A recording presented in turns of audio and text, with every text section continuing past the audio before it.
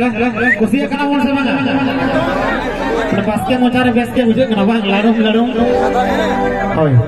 ताले चलो बंग माझी दुआ बाखल रे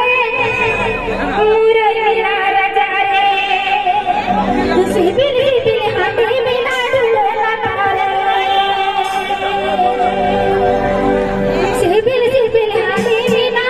डुलला तारे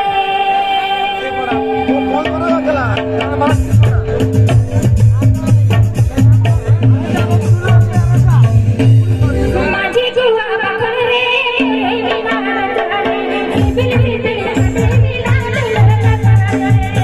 सिबिल सिबिल हाथी बिना डुलला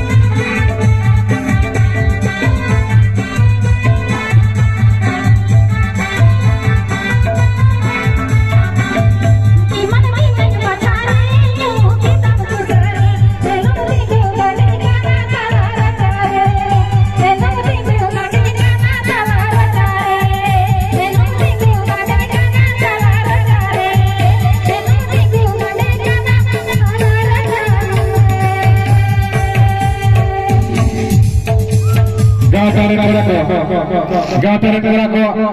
अपन अपन दायित्व पे पालन करना गावतारे को अपन अपन दायित्व पालन होय चलो तो भाई मिला जोड़ तमन आजम बोले होय